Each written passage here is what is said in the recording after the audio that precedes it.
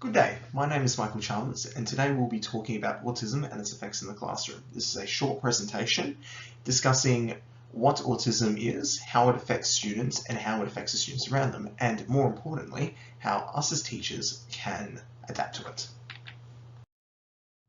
Our beginning question is asking, what is autism? Autism spectrum disorder, or ASD in short, is a developmental issue that affects students in various ways. In general, it will affect the way that they interact with the world around them. More specifically, this more talks about having challenges with social and communication, and it can also have problems such as repetitive actions, sensory challenges, or learning difficulties because of these. To add to this, these conditions can also have more serious conditions that go along with them, such as intellectual or language impairment, which can further amplify the condition. This was provided by the Victorian government. Because this disorder exists on a spectrum, as opposed to a specific type of learning disorder, it means that the severity that can occur from it can range from person to person. Therefore, it can be more severe or less severe. Therefore, it exists on a spectrum. And in this way, it means that no two people are alike when they have this condition. Therefore, this moves us on to why it's so important that us as teachers actually make meaningful adjustments. It can impact students in multiple ways.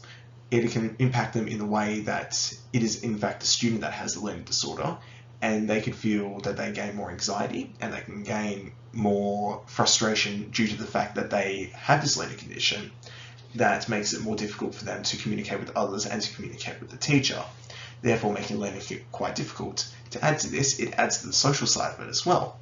In the social side being that it will affect students in their way that they communicate with others in the classroom, and therefore it can create negative behaviour that in turn does not help anyone in the class and ruins the classroom climate. Therefore, it is absolutely critical that us as teachers make meaningful adjustments for these students. There are two practices that I decided to use to address autism. The first is structured classrooms and the second is visual aids, which we will come back to soon. Structured classroom implementations is the act of making meaningful and purposeful measures to create consistency and structure within the classroom. In this way, it helps the students stay focused. The way it helps them stay focused is because they feel secure in their place in the classroom and they know what will be happening during the day.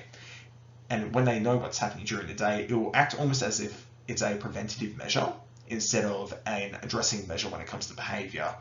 But it's not just for their behaviour, it's for their emotions as well. It creates a consistency that will help them stay focused within the classroom. This in turn will help to create positive and meaningful learning experiences. I used three strategies that I found during my research. The first strategy is the arriving and going checklist. The arriving and going checklist, as an example has been provided on the PowerPoint for you to see, is the act of creating a checklist that a student will use when they arrive and go from class, or from school more accurately. This will help them understand what they need to do before when they arrive at school and when they're leaving school to help them stay focused in that way. The second strategy is creating sensory adjustments within the classroom. A student with autism will get very distracted by little things such as a light flickering or a fan spinning. Therefore, creating these sensory adjustments will help students not get overwhelmed with the distractions in the classroom. The final is a safety zone. The safety zone is creating a safe space within the classroom if a student needs to self-regulate their own behaviour, if they feel that they're becoming overwhelmed by the classroom. Therefore, having this will not only help the student with ASD, but it can also help every other student if they're feeling that they are getting overwhelmed by the class or getting overwhelmed by a distraction. Therefore, it's a very, very great measure that a teacher could use very, very easily.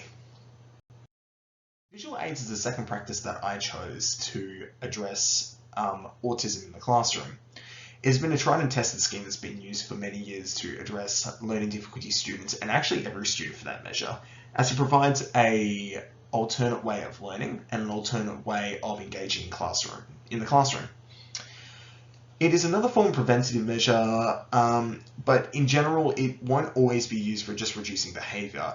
It's an alternate learning technique. It helps students understand routines, time concepts, and even understanding directions in the classroom.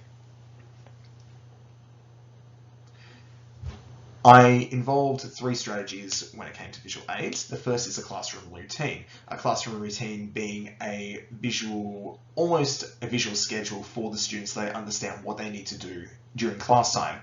So this could be, for example, write first, then we will do maths next, and then it'll be recess. Something simple that will just help them understand what they need to do for the day, acting as one of those preventative measures.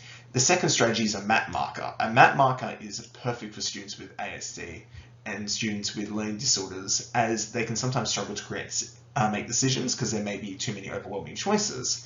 Therefore, using something like a MAT marker, as shown on the PowerPoint, will help to reduce the need to choose these things, and it will stop a lot of anxiousness and frustration from occurring, almost preempting it.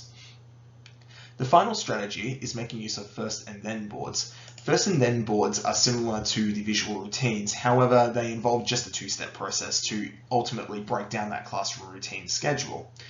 It often works as a preventative measure, and it can be used orally or visually. For example, saying first we write and then we go to recess. This will conclude my presentation. My final slide will be showing my poster in its full pace, just in case the formatting of the poster is not correct when it is sent through. Thank you very much and have a lovely day.